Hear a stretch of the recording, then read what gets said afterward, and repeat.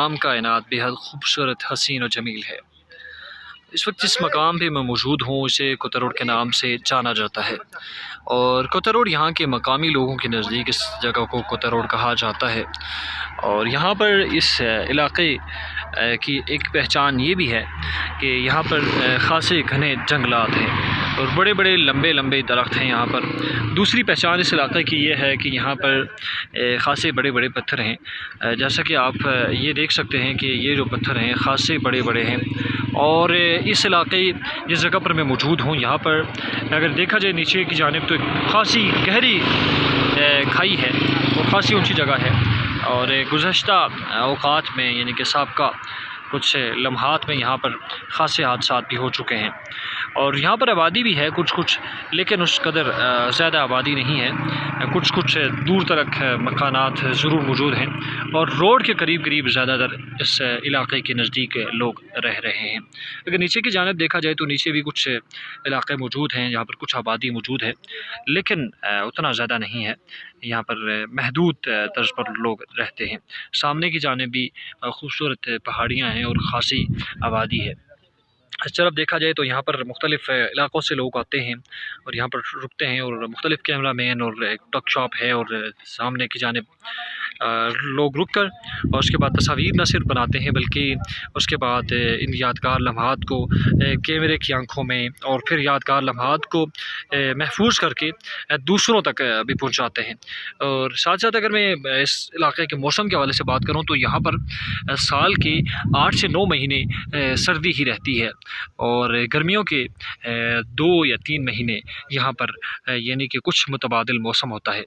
अगर बात की जाए हफ्ते भर के मौसम के हवाले से तो यहाँ पर ज़्यादातर जो है ये बादलों का साया रहता है, और गर्मियाँ हों या सर्दियाँ हों दिन में 1 या 2 बार यहाँ पर इस पहाड़ी की चोटी से बादल जो है वो गुज़र कर जाते हैं। जैसे कि आप अभी भी देख लें कि यहाँ पर ख़ासा जो है बादलों का बसेरा है। अगर दूसरी जानिब ये बताया जाए कि ये जगह मौजूद कहाँ पर है तो ये नथिया गली और मरी के दरमियान में छांगला गली से थोड़ा आगे की जानिब ये जगह है, जिसको थोड़ा आगे की जानिब जैसे कि यहाँ पर अगर मैं सामने की जानिब आपको दिखाऊं तो सामने की जानिब का जो इलाका है उसको बंदर पॉइंट कहा जाता है, और वहाँ पर ख़ासे बंदर होते हैं, बिल्कुल नज़दीक ही है यहाँ पर। और ये बंदर पॉइंट से थोड़ा सा ऊपर जो है मकामी लोगों की ज़ुबान में इसको कोतरोड बोला जाता है, वहाँ पर मैं मौजूद हूँ। और साथ साथ अगर बात की जाए बर्फ़बारी के हवाले से तो ये ऐसा पॉइंट है जहाँ पर ख़ासी बर्फ़ पड़ती है और गलियात की बुलंद तरीन चोटियों में से एक चोटी है, और जहाँ पर लेकिन गुज़श्ता कुछ अदवार से KP के गवर्नमेंट ने काफ़ी बेहतरी लाई है और रोड्स को जब बर वक्त क्लियर कर दिया जाता है। मुल्क भर से ख़ासे सयाह जो है वो इस इलाके का रुख करते हैं और इसकी खूबसूरती को देखते हैं। और ये इलाका ऐसा भी है कि यहाँ से दूर तक पहाड़ियाँ जो हैं वो दिखाई दी जा सकती हैं। जैसे कि आप सामने की जानिब भी देख सकते हैं कि ख़ासी दूर तक ये पहाड़ियाँ दिखाई दी जा रही हैं।